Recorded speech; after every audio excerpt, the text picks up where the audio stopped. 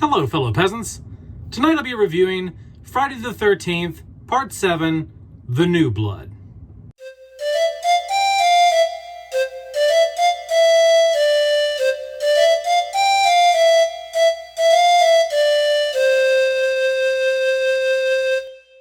Alright guys, so I watched Friday the 13th, Part 7, The New Blood. This came out in 1988. Kane Hodder is playing Jason Voorhees. What's the movie about? So basically it's about this girl named Tina. When she was a little girl living next to Crystal Lake, she accidentally killed her father. Her parents were fighting. Her dad was hitting her mom. And she was like, I fucking hate you. I want you to die. She goes out on this boat out on the lake. The dad runs out on the dock. Tina, come back here. I'm sorry, baby. And her telekinetic powers, because when she gets really emotional, shit happens, shit moves. And so the dock he's standing on crumbles. He dies. And so fast forward years later when she's probably like mid-teens, late teens.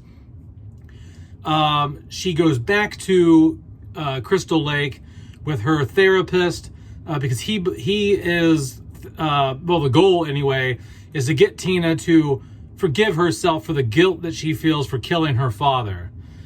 Well, while she's there, she gets mad at the therapist. She goes out to the lake. Her powers somehow bring Jason back to life because Jason is still down in the lake after being chained down there from Part 6. And then Jason's on the loose again. Jason's killing people left and right. And that's pretty much the movie. And Tina has to confront him and stop him at the end of the film. What do I like? What do I not like about Friday the 13th, Part 7, The New Blood? What I like is I love the cinematography. The lighting in the film and the way it's shot, everything about it looks like the first 5 films. It has that more of a natural lighting to it that I really appreciated in the first 5 films. Like I said in number 6, it just had more studio lighting feeling. I liked the film. I really liked number 6, but it didn't have that rugged, naturalistic lighting to it that just made the nighttime scenes at the camp and out in the woods feel so much creepier and more natural.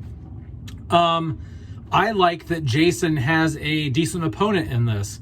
I used to not be the biggest fan of Tina having telekinetic powers, but when I think about it more, I'm like, you know what? Like, this is the first time Jason has had somebody who's not just a normal human that he can just toss around. Like, he actually gets his ass whipped up in this, man. Like, Tina shoots some nails in his face. She hangs him from the electrical wiring in the ceiling at one point. She catches his ass on fire. She uses her telekinetic powers against Jason. And I think that's like a surprise to Jason because he's like, shit, this isn't just a normal kid at this camp. You know what I mean? Like, this isn't just the average teenager I'm killing here. Like, this bitch has got some magical powers like me. You know what I mean? I love Kane Hodder as Jason, man. I mean, just brutal, fast, just aggressive. Like, he ain't fucking around. And not just how Kane Hodder moves as Jason, but just the look of Jason. Like, when he rises up out of the water, once Tina's, like, powers, revive him, it's just skeleton, like, his skeletal structure is showing. It's gnarly, man. It's really good. And the acting in it is decent. I think it's better than the acting in Part 6 in a lot of spots.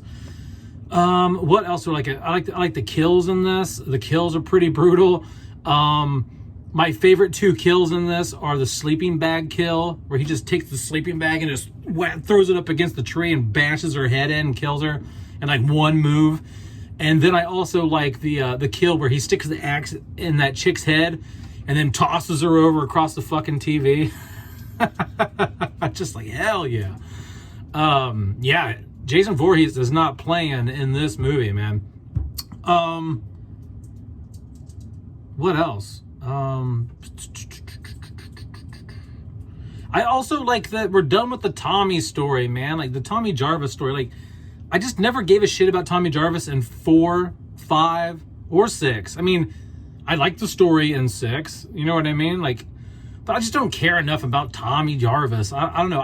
Maybe if you grew up at the time and you have more nostalgia for these films than I do. Like these came out before my time. Like I don't know. I just didn't identify with that character, and so I just don't care for it, and it doesn't have a special place to me. What do I not like about the film? There's only two things I don't like about the film, and that is how did Tina's powers bring Jason back? Like, I mean, I understand that, like, when she's mad and she's pissed, that things happen and things move, but it's not like she knew Jason was down there to focus on him. Like, usually, like, when she's mad, like, it's something she's looking at or focusing on that ends up moving around. But she just went out to the dock and was like, oh, I'm so fucking pissed at my therapist. And then, like, Jason, like, is like, oh, fuck yeah, and, like, breaks out of the chains and, like, you know what I mean? I guess I don't, like, maybe someone, if you know, can explain that down in the comments below. Because it just seemed to me like you guys are just kind of making this happen. Like, it's like, it's an excuse to bring Jason back again, you know? Or, I don't know. Like, anyway. And then at the very end, when they're out on the dock again, and Jason's out there, and you think, and so like Nick falls down into the lake, right? And she sees her dad bust up out of the dock and grab Jason, put these chains around his neck and like pull him back into the lake. And I was like, okay, she's seeing her dad, but maybe that was Nick doing that. But then it never showed it. It shows her dad pulling Jason down into the lake through the dock. And then it cuts to the next day. And, like, you know, the EMT's helping her and Nick. And I'm just like, so what happened? What happened to Jason? Like, how did he die? Did he die? Like, what happened? Like, can you explain? Like, was that her dad? Obviously, it wasn't her dad because her dad's fucking dead. But it's like,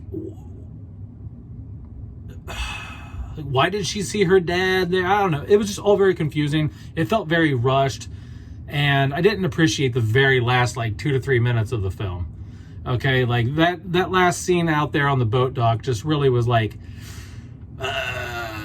So anyway, all in all, I really liked it. I thought it was a good sequel. I think it's better than 5. I just really fucking hate part 5. I do like when the fat guy gets killed. The guy eating the fudge stick or whatever, the fudge pop, like, no, not the fudge pop. He's eating like a Hershey bar or something. Like, he's super annoying. I'm glad he gets it. But other than that, I really don't care much for part 5 at all. But this is another solid entry, you know, and I liked it a lot better than when I first watched this film. This is only my second viewing of this film, and I really liked it more than I did the first time. I think it's because I just let myself not care so much about the whole telekinetic thing. The first time I watched it, I was like, fucking really? She's got telekinetic powers. But then this time I was like, you know what? Like, I don't know why I'm being so harsh on the telekinetic powers when we're talking about, like, a zombie who keeps coming back to kill people. Like, so I was like, okay. And it works out because now Jason, and at least in this film, he had somebody who had supernatural powers just like him, and so there was an equal fight there. Like he actually had a decent opponent in this film. But other than that, guys, let me know down in the comments below what you think about Friday the 13th, Part 7, The New Blood. Have a good one, peasants. Peace out. Bye-bye.